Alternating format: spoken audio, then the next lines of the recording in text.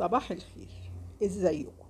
حكايتنا النهاردة عن الفنانة الجميلة نيلي مظلوم.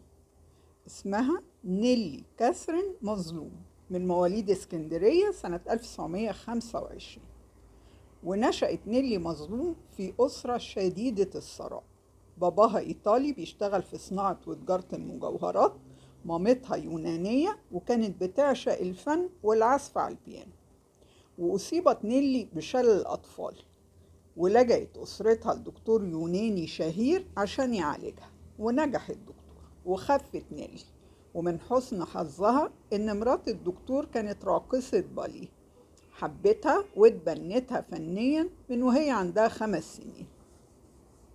وحبت نيلي الباليه، ولما بقى عندها 10 سنين أطلقوا عليها الطفلة المعجزة، خصوصا بعد ما قدمت عرض مبهر قدام الملك فاروق.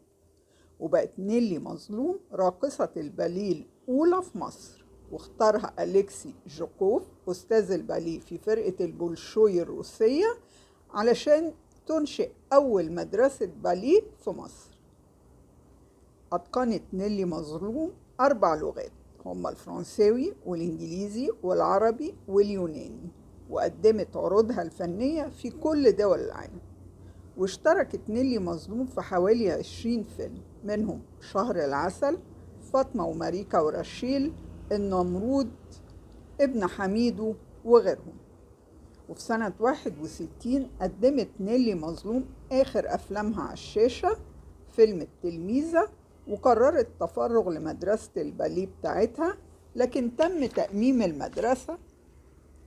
وفي سنة 64 هاجرت نيلي مظلوم لبلدها الأصلي اليونان، وعملت معهد لتعليم الباليه هناك وحققت نجاح كبير.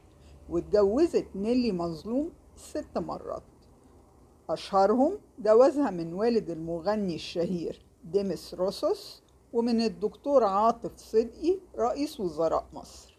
وتوفت نيلي مظلوم سنة 2003 بأزمة قلبية.